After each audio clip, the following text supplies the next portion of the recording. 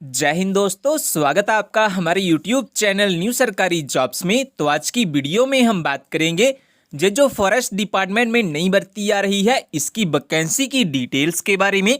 किस भर्ती में आपको कौन कौन सी पोस्ट्स देखने के लिए मिलेगी, किस पोस्ट्स के लिए आपको कितनी वैकेंसी देखने के लिए मिलेगी, टोटल आपको कितनी वैकेंसी मिलेगी इस भर्ती में। इसमें अगर हम पोस्ट्स के बारे में बात करें तो इसमें आपको फॉरेस्ट गार्ड एंड MTS यानी कि मल्टीटास्किंग स्टाफ, इसके साथ साथ आपको और भी काफ़ी सारी वैकेंसी मिलेगी इस भर्ती में जो फॉरेस्ट डिपार्टमेंट की ओर से निकाली गई है। इस भर्ती के लिए जो भर्ती आ रही है जो पूरे भारत के लिए सीधी भर्ती आ रही है।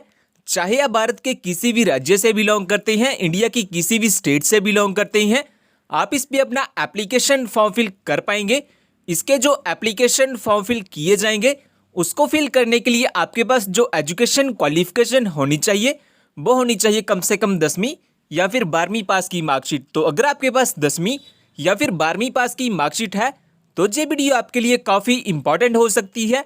आप इस भर्ती में अपना एप्लीकेशन फॉर्म फिल कर सकते हैं। इसके जो एप्लीकेशन फॉर्म भरे जाएंगे वो ऑनलाइन भरे जाएंगे। आपको अपना ऑनलाइन एप्लीकेशन फॉर्म फिल करना होगा। इन सब चीज़ों के बारे में डिटेल में हम इस वीडियो में बात करेंगे। लेकिन ये बताने से पहले अगर आप हमारे चैनल पे नए आए हैं तो प्लीज़ सब्सक्राइब कर लीजिए हमारे YouTube चैनल न्यू सरकारी जॉब्स को, जॉब्स के लेटेस्ट अपडेट सबसे पहले पाने के लिए। तो दोस्तों, जैसा कि आप देख सकते हैं जो फॉरेस्ट डिपार्टमेंट में नई भर्ती आ रही है इसका जो ऑफिशियल नोटिफिकेशन है भी फॉरेस्ट डिपार्टमेंट की ओर से आउट कर दिया गया है, निकाल दिया गया है इस भर्ती के लिए। इसके बाद अगर हम वैकेंसी की डिटेल्स के बारे में बात करें कि इस भर्ती में आपको कौन कौन सी वैकेंसी देखने के लिए मिलेगी, तो इसमें आपको टेक्निकल असिस्टेंट, स्टेनोग्राफर, LDC यानी कि लोअर डिवीजन क्लर्क, इन सभी पोस्टर्स के साथ साथ अगर हम बात करें तो इसमें आपको technician, forest guard and MTS ये सभी वैकेंसी आपको इस भर्ती में देखने के लिए मिलेगी जो फॉरेस्ट डिपार्टमेंट की ओर से निकाली गई है इस भर्ती के लिए। तो ये बात होगी वैकेंसी की डिटेल्स के बारे में। इसके बाद हम बात कर लेते हैं मंथली सैलरी के बारे में। किस भर्ती में अगर आपका सिलेक्शन हो जाता है तो जो मंथली सैलरी आपको दी जाएगी इस जॉब में वो कितनी दी जाएगी। तो जो मंथली सैलरी आपको मिलेगी इस जॉब में वो मिलेगी 22,500 से लेकर 69,100 तक मंथली सैलरी आपको दी जाएगी इस जॉब में अगर आपका इस भर्ती में सिलेक्शन हो जाता है। तो ये बात होगी मंथली सैलरी के बारे में। इसके बाद अगर हम बात करें एज लिमिट क्राइटेरिया के बारे में, तो अगर आप टेक्निकल असिस्टेंट में अप्लाई करना चाहते हैं तो आपकी जो एज है वो 21 से 30 साल के बीच में होनी चाहिए। And SC ST and OBC के कैंडिडेट्स के लिए जहां पर रिलैक्सेशन भी रखी गई है। इसके बाद अगर हम बात करें कि अगर आप टेक्नीशियन में अप्लाई करना चाहते हैं तो आपकी जो एज है वो 18 से 30 साल के बीच में होनी चाहिए। एंड इसके अलावा अगर आप किसी भी पोस्टर्स में अप्लाई करना चाहते हैं जैसा कि फॉरेस्ट गार्ड हो गया, MTS हो गया, देन आपकी मिनिमम एज जो होनी चाहिए वो होनी चाहिए कम से कम 18 साल।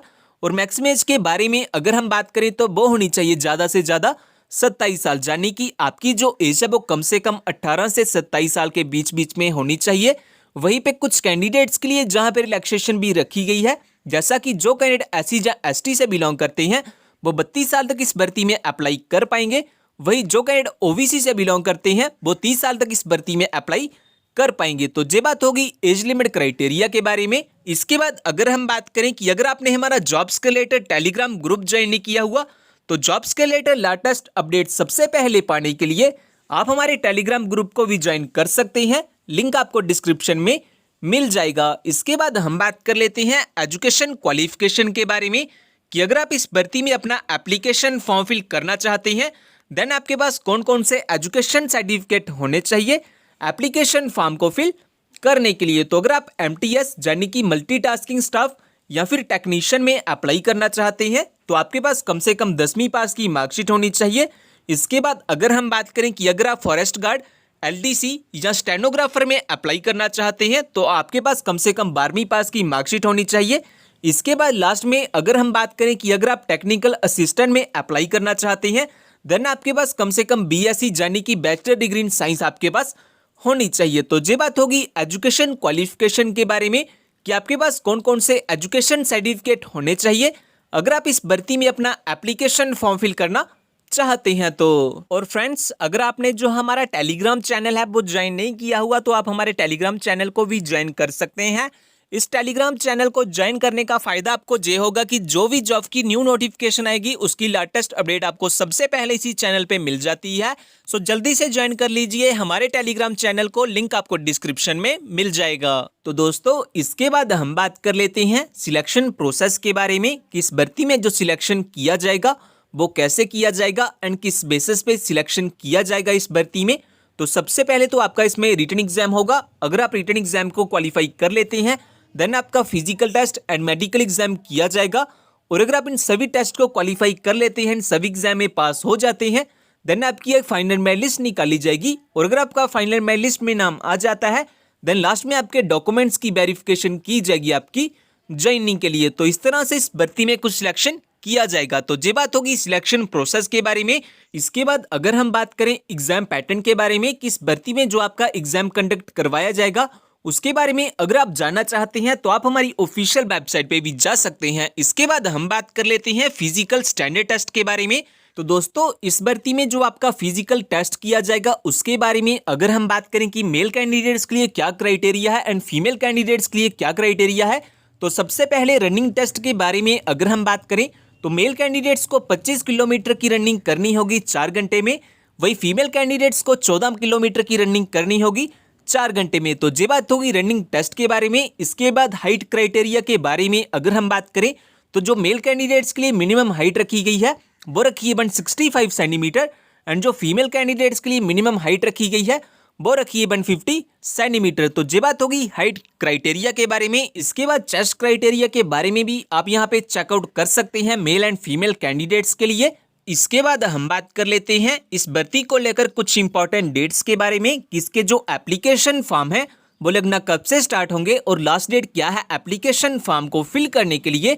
तो स्टार्टिंग डेट की अगर हम बात करें तो वो है 7 फरवरी 2022, यानी कि 7 फरवरी से इसके जो ऑनलाइन एप्लीकेशन फॉर्म है वो लगना स्टार्ट हो जाएंगे।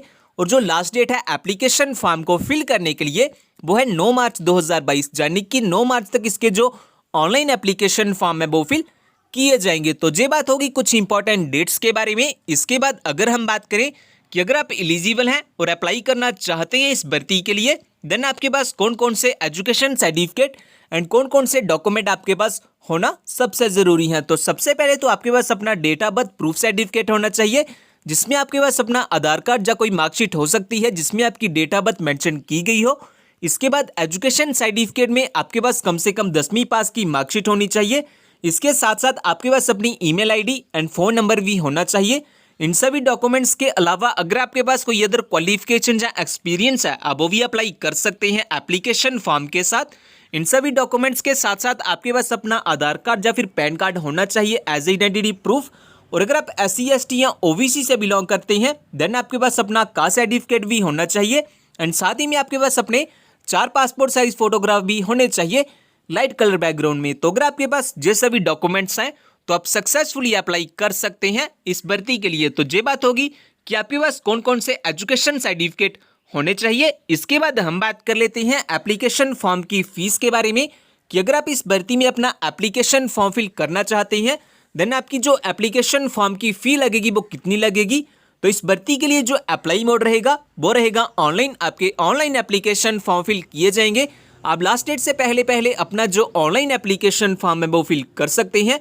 एप्लीकेशन फॉर्म की फ़ीस के बारे में अगर हम बात करें तो अगर आप जनरल OBC या EWS कैंडिडेट्स हैं देन आपकी जो एप्लीकेशन फ़ी लगेगी एप्लीकेशन फॉर्म को फिल करने के लिए वो लगेगी 1300 रुपये। वही अगर आप SC ST PWD या फीमेल कैंडिडेट्स हैं देन आपकी जो एप्लीकेशन फ़ी लगेगी एप्लीकेशन फॉर्म को फिल करने के लिए वो लगेगी 800 रुपये। तो ये बात होगी एप्लीकेशन फॉर्म की फ़ी के बारे में। इसके बाद अगर हम बात करें कि अगर आप इस भर्ती के बारे में ज़्यादा जानना चाहते हैं, जैसा कि इस भर्ती का ऑफिशियल नोटिफिकेशन पाना चाहते हैं, इस भर्ती में ऑनलाइन अप्लाई करना चाहते हैं या फिर हमारा जॉब्स के रिलेटेड टेलीग्राम ग्रुप ज्वाइन करना चाहते हैं तो इन सभी के लिंक आपको हमारी वेबसाइट पे मिल जाएंगे।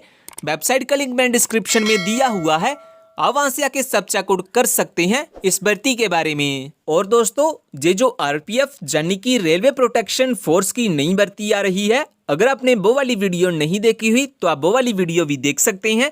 इसमें आपको काफ़ी ज़्यादा वैकेंसी लगभग 18,000 के करीब आपको वैकेंसी मिलेगी इस भर्ती में जो RPF की ओर से निकाली गई है इस भर्ती के लिए। ये जो भर्ती आ रही है, ये ऑल इंडिया के लिए सीधी भर्ती आ रही है। चाहे आप भारत के किसी भी राज्य से बिलोंग करते हैं, इंडिया की किसी भी स्टेट से बिलोंग करते हैं, आप इस पे अपना एप्लीकेशन फॉर्म फिल कर पाएंगे। एप्लीकेशन फॉर्म को फिल करने के लिए जो आपके पास एजुकेशन क्वालिफिकेशन होने चाहिए, वो होने चाहिए कम से कम 10वीं या फिर 12वीं पास की मार्कशीट। तो अगर आपके पास 10वीं या 12वीं पास की मार्कशीट है तो आप इस भर्ती में अपना एप्लीकेशन फॉर्म फिल कर सकते हैं। ज़्यादा जानकारी के लिए आप वो वाली वीडियो भी देख सकते हैं, उस वीडियो का लिंक आपको डिस्क्रिप्शन में मिल जाएगा।